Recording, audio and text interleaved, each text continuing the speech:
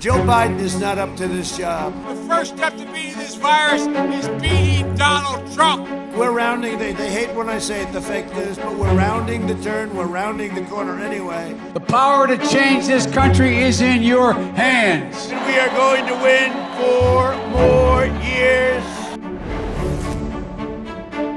Too close to call. It's not over till it's over. Both candidates giving 110%. They are throwing out all the sports cliches, and obviously it's been a chaotic and dramatic last 24 hours. We should preface by saying we're having this conversation right now with Jevohn Shepherd and Morgan Campbell, and we don't know how this is all going to play out. So let's get right into it. Morgan, we'll start with you. What do you make of what's gone on? We were just chatting a second ago. You said I could have told you all of this. You could have went to bed early, and we still would be exactly where we are. So Morgan, let's sink into it. What do you make of what's happened so far?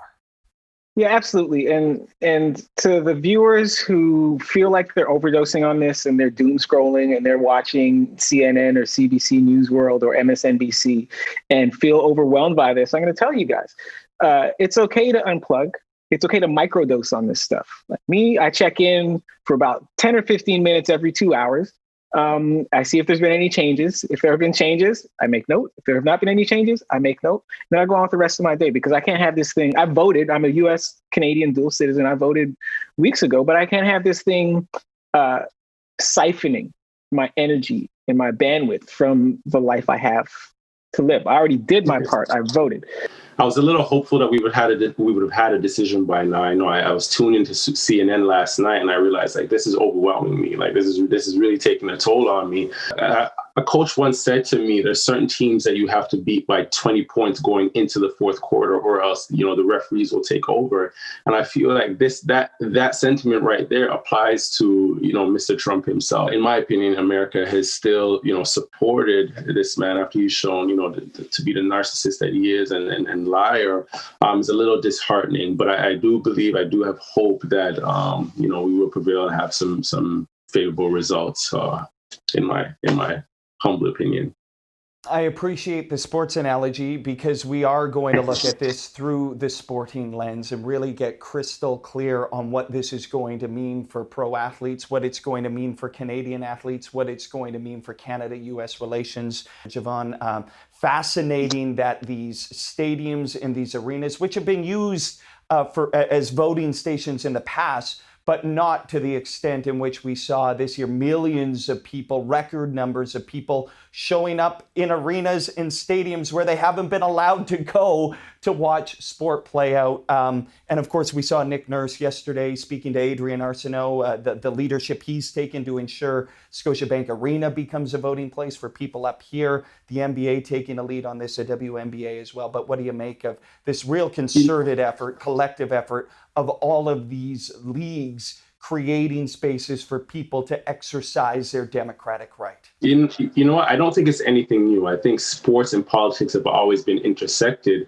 when you date back to the Muhammad Ali, Billie Jean King, and Kaepernick and so forth.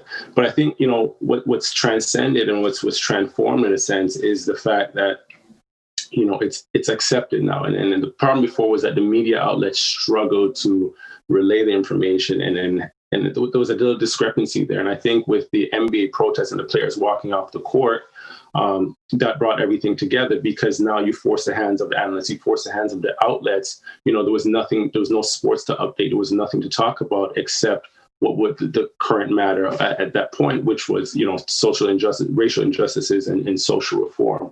So I think going forward, progress is done in increments in terms of seeing transformation, and we're slowly going to be seeing that. So I think, that inclusiveness takes precedence. And now you incorporate, the NBA opening up their arenas.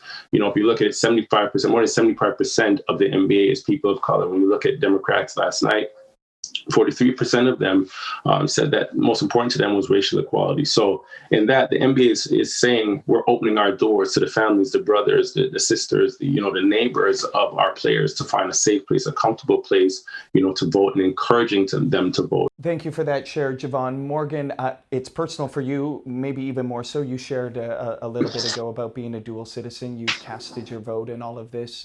How are you feeling today, despite whoever wins this? We've learned a lot in the most quantifiable way about where this country is at, how divided this country is at. How are you feeling, and what is this going to mean for all of this as we move forward? Understand that we share a border, that Canada shares a border with the United States. So if their house goes up, this is like a townhouse, right? It's the wall between the two houses. You live in a townhouse, my house goes on fire, so does yours, or at least you get the smoke, right? So this is not something that Canadians should view as abstract or should view as entertainment or should view passively. Like, this is going to have a material effect on the lives of a lot of Canadians. Jevohn, I ask you, where do we go in the pro athlete sphere where money reigns supreme? And in the midst of the pandemic, we saw these boycotts and these walkouts, and players, maybe more than ever understanding how much power they actually have, how much say they have. But in the wake of all of this, when maybe things simmer down a little bit, where do pro athletes go from here? Are they going to be able to continue to find their voice, or is money and powerful owners going to be able to silence these people like has gone on for decades? They won't be able to silence them anymore, because the athletes are tired, and they also understand the power of their brand. They also they found their voice and continue to, bring people with the masses. So I think, where athletes have to go is to continue to educate themselves. I'm not saying that, everybody's going to go outside and be the most vocal, because that's not necessarily their strengths. But however you can find a way to impact the communities, impact the society, so that it can continue to move forward, is going to be paramount. Jevohn, we're going to start with you. Closing thoughts. What's at stake over these next few days, next few weeks? What's at stake for Canadian athletes, for pro athletes, in the sporting sense of who comes forward in the midst of this election? You know what? I think, transformation is done with incremental progress. So I don't think there's anything at stake so long as we continue to educate ourselves and continue to be informed and continue to convey the right messages going forward. So, I don't like to wait too much on that, as we have to put some of the onus on ourselves as athletes, as people in sport business and media, to continue to educate. And I think that's most important. That's paramount. We are still in the middle of a pandemic, and we know which of these presidential candidates plans to do something about the pandemic, and we know which of them subscribe to the thoroughly debunked theory of herd immunity. And so we are seeing this already. College games getting canceled because teams can't field enough players because so many players and staff are sick.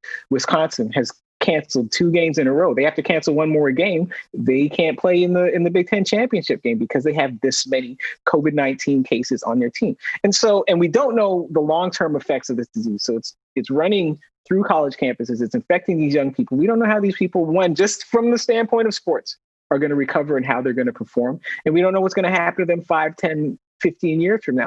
Guys, we're going to have to do this again, because obviously we could have a lengthy discussion about this. But athlete activism, unlike we've ever seen.